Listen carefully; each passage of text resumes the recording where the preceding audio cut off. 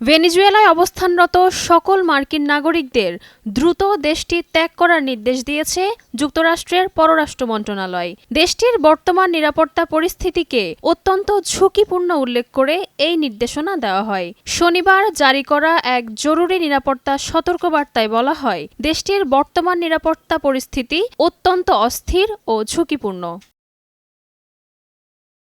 সশস্ত্র মিলিশিয়া গোষ্ঠী কোলেক্টিভোস বিভিন্ন সড়কে চেকপোস্ট বসিয়ে গাড়ি থামাচ্ছে এবং যাত্রীদের মধ্যে কেউ মার্কিন নাগরিক কিনা বা যুক্তরাষ্ট্রের সমর্থনের কোনো চিহ্ন বহন করছে কিনা তা তল্লাশি করছে বলে আশঙ্কা প্রকাশ করা হয়েছে।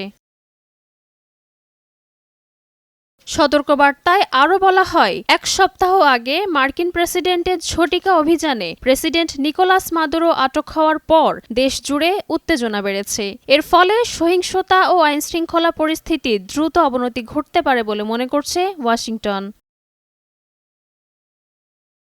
আন্তর্জাতিক বিমান চলাচল পুনরায় শুরু হওয়ায় ভেনেজুয়েলায় অবস্থানরত মার্কিন নাগরিকদের যত দ্রুত সম্ভব দেশটি ছেড়ে নিরাপদ স্থানে চলে যাওয়ার জন্য আহ্বান জানিয়েছে পররাষ্ট্র মন্ত্রণালয়। একই সাথে তাদের সর্বোচ্চ সতর্কতা অবলম্বনেরও নির্দেশ দেওয়া হয়েছে।